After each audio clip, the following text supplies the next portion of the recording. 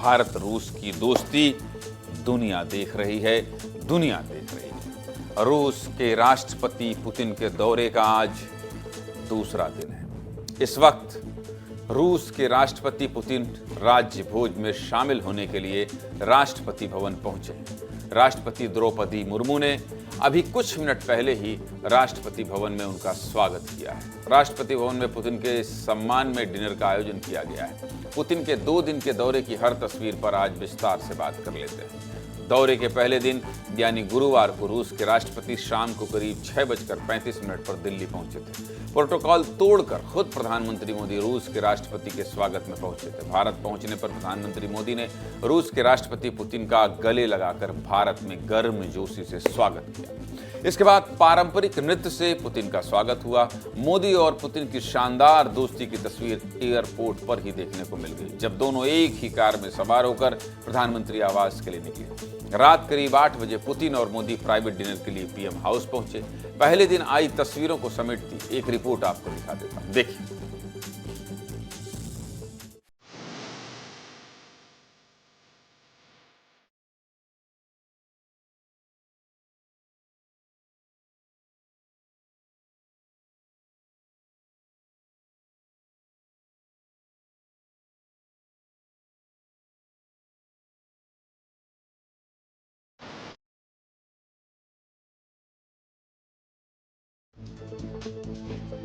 Putin के दौरे के पहले दिन कार वाली तस्वीर सोशल मीडिया पर सबसे ज्यादा चर्चा में रही। क्यों चर्चा में रही? क्योंकि रेंज रोवर में सफर करने वाले प्रधानमंत्री मोदी और लग्जरी गाड़ी और सीनेट में सफर करने वाले रूस के राष्ट्रपति पुतिन जब टोयोटा फॉर्च्यूनर में बैठे तो उस समय सवाल उठे कि आखिर फॉर्च्यूनर का इस्तेमाल ही क्यों किया गया। जानकारों का मानना है कि यह फैसला मोदी और पुतिन के बीच आपसी भरोसे और दोस्ती को दर्शाता है। मतलब पुतिन जब भारत आए तो अपने दोस्त पर यकीन किया, अपनी गाड़ी में ना बैठकर पूरी दुनिया को संदेश दे दिया कि हमें भारत पर पूरा भरोसा है। एक वजह यह भी बताई जा रही है कि पश्चिमी देशों को मैसेज दिया गया कि हम अमेरिका यूरोप में बनी गाड़ी में नहीं, मेड इन इंडिया गाड़ी ही सवारी करते हैं। फॉर्च्यूनर कार को बनाने वाली कंपनी भले ही जापान की हो, लेकिन अब ये गाड़ी भारत में बनती है। अब बात पुतिन के दौरे के दूसरे दिन की कर लेते हैं। रूस के राष्ट्रपति पुतिन सबसे पहले राष्ट्रपति भवन पहुंचे, जहां उनके स्वागत के लिए राष्ट्रपति द्रौपदी मुर्मू और प्रधानमंत्री मोदी मौजूद थे। 21 तोपों की सलामी के बाद पुतिन को गार्ड ऑफ ऑनर दिया गया। इसके बाद राष्ट्रपति पुतिन राजघाट पहुंचे और यहां पुतिन ने राष्ट्रपिता महात्मा गांधी की समाधि पर श्रद्धांजलि अर्पित की। श्रद्धांजलि अर्पित करने के बाद पुतिन राजघाट पर गेस्ट बुक पर भी हस्ताक्षर किए। इसके बाद पुतिन द्विपक्षीय बातचीत के लिए हैदराबाद हाउस के लिए रवाना हो गए। 23वें भारत रूस वार्षिक शिखर सम्मेलन में दोनों दिग्गजों के बीच कई अहम डील्स पर भी बात हुई है। इसमें ट्रेड से लेकर शिक्षा और स्वास्थ्य में सहयोग पर बात हुई है। प्रधानमंत्री नरेंद्र मोदी और रूस के राष्ट्रपति पुतिन ने भारत और रूस के बीच समझौतों का आदान प्रदान देखा। देखिए कैसे दोनों देशों के राष्ट्राध्यक्षों के सामने भारत और रूस के प्रतिनिधिमंडल डील्स का आदान प्रदान कर रहे हैं। हैदराबाद हाउस के बाद पुतिन और मोदी भारत मंडपम पहुंचे और दोनों नेताओं ने इंडिया रूस बिजनेस फोरम में हिस्सा लिया। प्रधानमंत्री मोदी ने इस मौके पर बार बार दोस्त पुतिन कहकर संबोधित किया। दिन भर क्या क्या हुआ है इस रिपोर्ट में देखिए।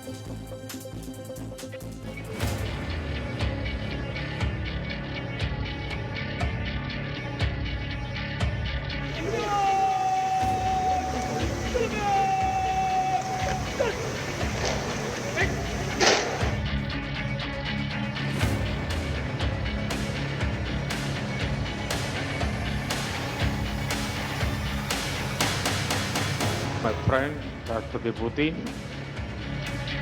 भारत और रूस के 23वें शिखर सम्मेलन में राष्ट्रपति पुतिन का स्वागत करते हुए मुझे बहुत खुशी हो रही है। ठीक 25 वर्ष पहले राष्ट्रपति पुतिन ने हमारी स्ट्रेटेजिक पार्टनरशिप की नींव रखी थी। यूक्रेन के संबंध में भारत ने शुरुआत से शांति का पक्ष रखा। आतंकवाद के विरुद्ध लड़ाई में भारत और रूस ने लंबे समय से कंधे से कंधा मिलाकर सहयोग किया है। फोरम से जुड़ने के लिए और अपने बहुमूल्य विचार साझा करने के लिए मैं मेरे मित्र राष्ट्रपति पुतिन का हृदय से बहुत बहुत आभार व्यक्त करता हूं।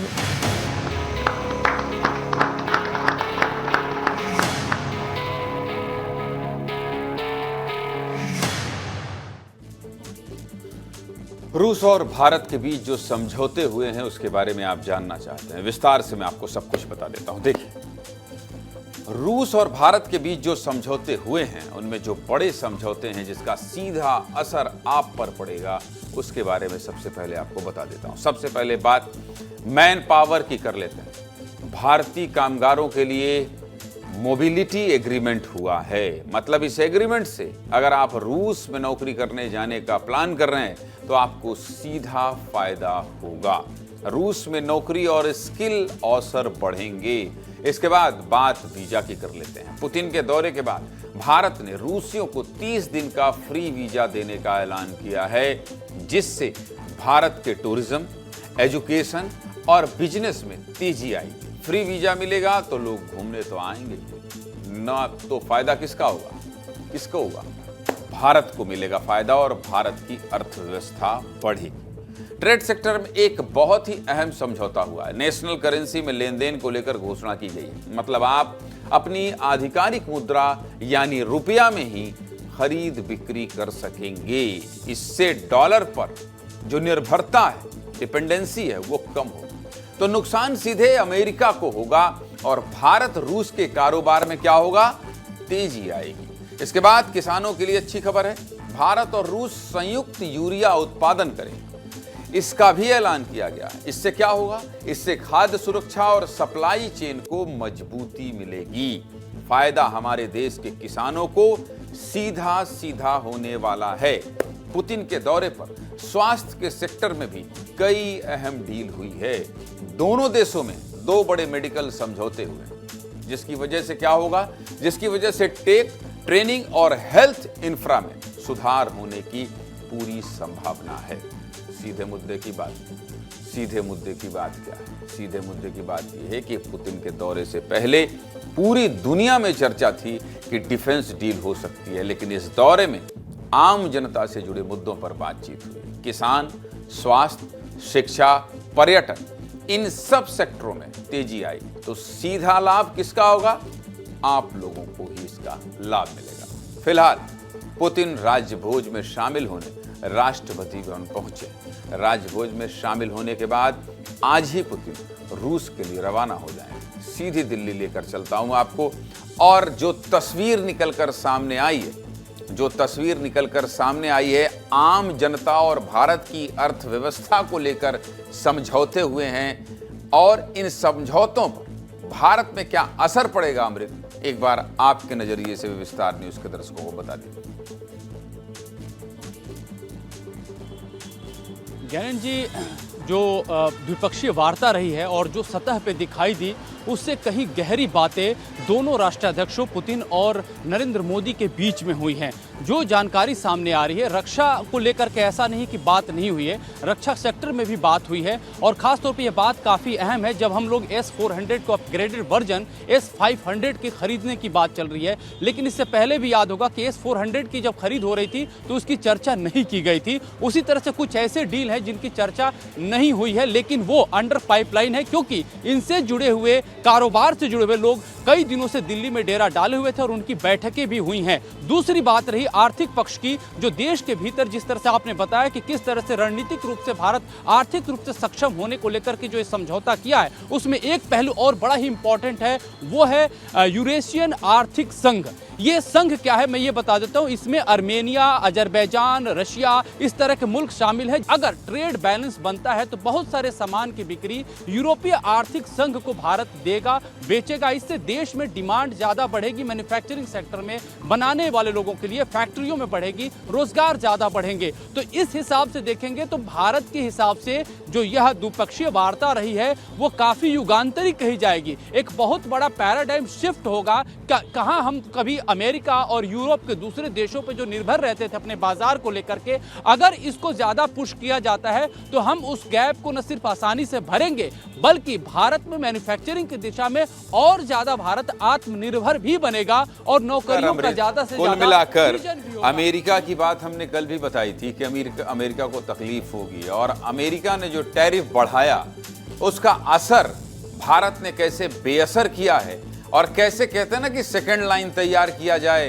तो अब देखिए 30 दिन का वीजा फ्री होना, पर्यटकों का आना और इस तरह की बातचीत और इस तरह की मजबूत दोस्ती से निश्चित तौर पर भारत की अर्थव्यवस्था में बहुत बड़ा बदलाव आने वाला है। अमृत, बहुत बहुत धन्यवाद।